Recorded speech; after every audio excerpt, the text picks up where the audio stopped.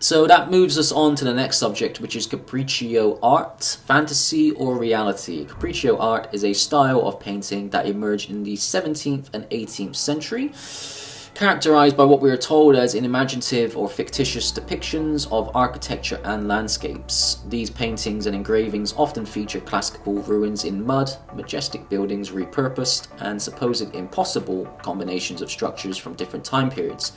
We're told blending reality and imagination. And the question I will raise is this really the case though? Or were these artists simply painting what they saw before their own eyes? Unfortunately, as there is no photographic evidence for either position, there is no way to know 100%, but it is important to consider an alternative explanation than to just blindly accept what we are told.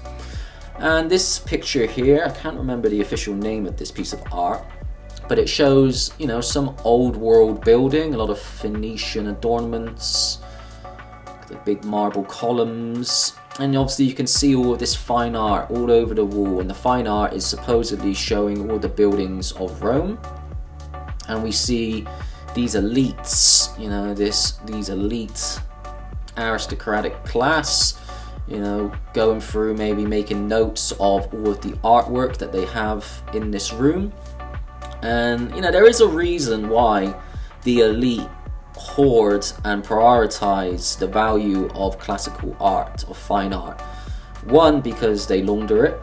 There's a lot of money laundering involved, and a lot of other eyebrow raising suspicious shit that they get up to. But I think they hoard it in their private collections because it shows the past. It shows the past that they do not want us to see.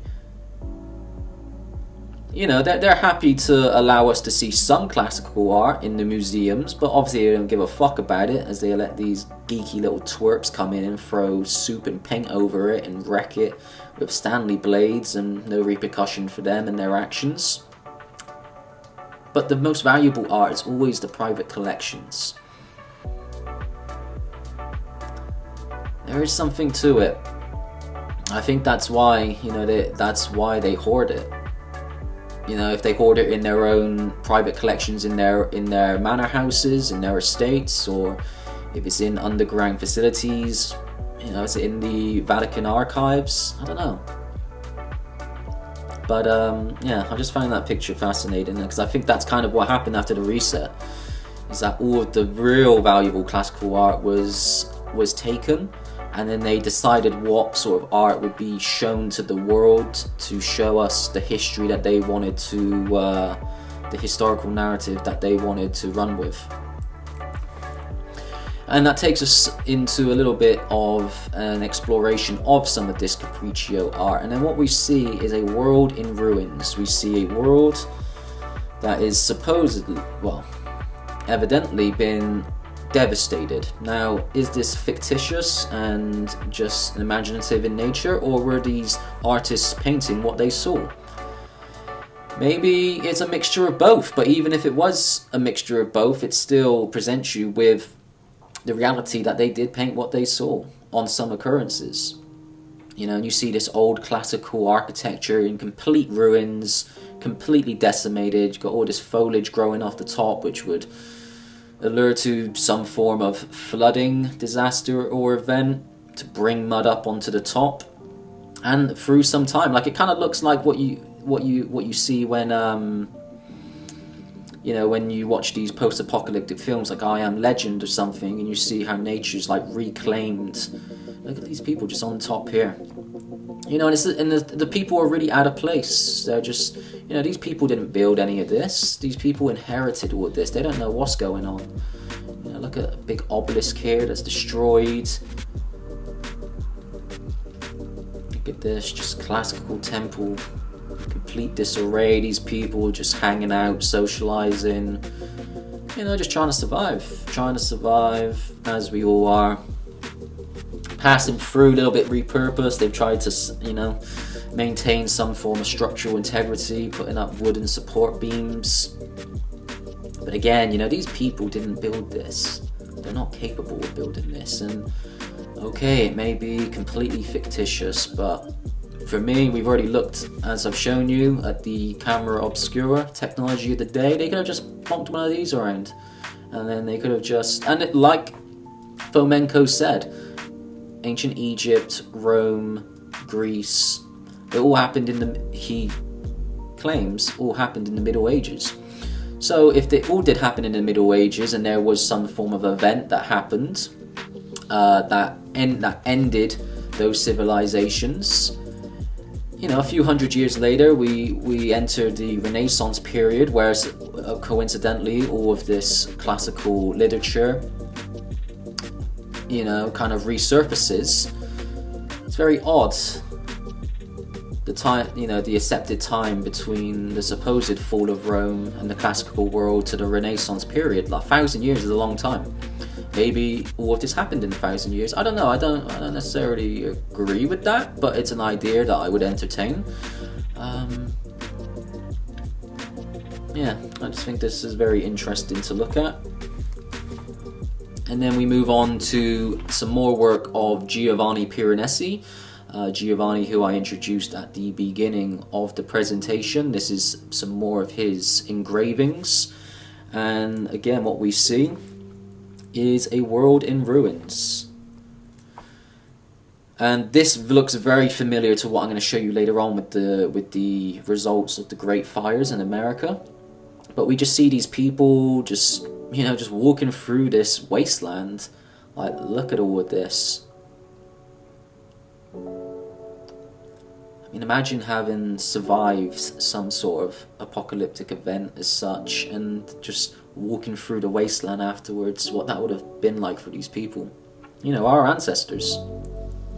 And then we're inside some sort of building here. I don't know if these people are trying to get water or looking for treasure, but look, you got the griffin. Nice griffin up there. I was telling you earlier, the griffin was a national symbol of Tartaria. These people just, yeah, I don't know, just all these skull and bones. I mean, maybe they added a little bit of fictitious elements to it. You see skull and bones just lying around, but again, just the, and here we have like some sort of arch. It just see, like, to have the imagination to be able to draw this at, like, without it being there. I'm not saying that it can't be done, it can definitely be done, but I just feel like, you know, these sort of pictures, Giovanni was engraving what he saw.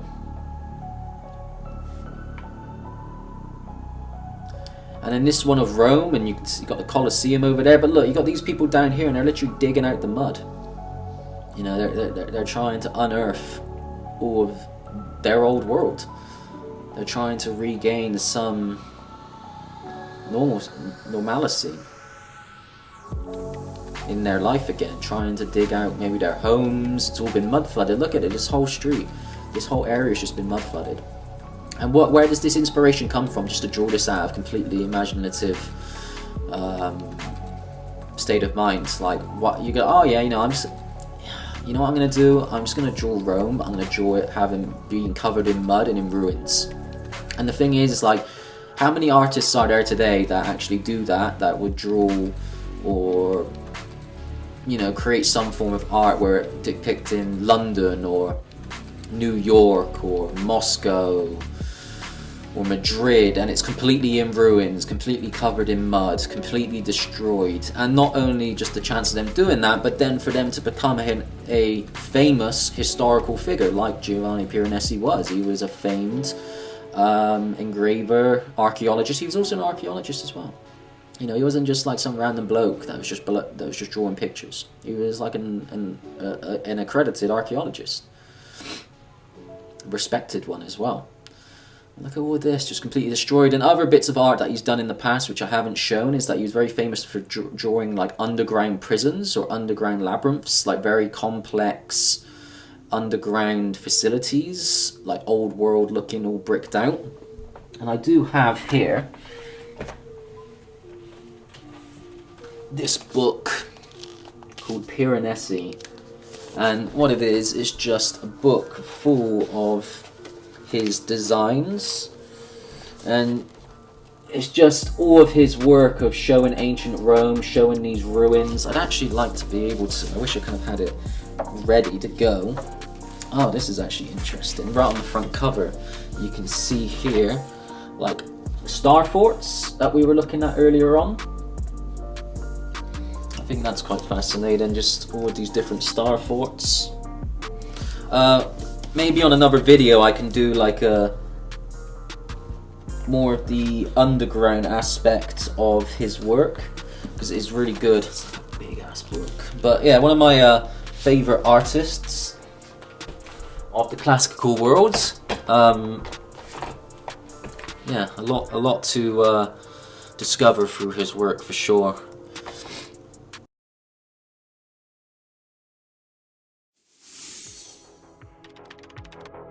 If you enjoyed this presentation and feel inspired to support both yourself and this channel, then head over to primalalchemy.co.uk. Awaken your potential with the world's only visionary health brand. Discover our collection of tonic herbal elixirs, rare crystals, and holistic health technologies. All chosen and created with intention, so you can focus on the energy you bring into your life.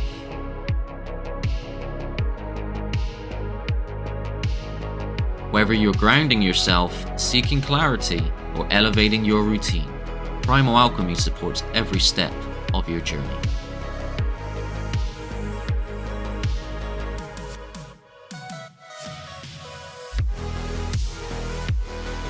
Use code REBUS10 for 10% off all superfood elixirs at primalalchemy.co.uk.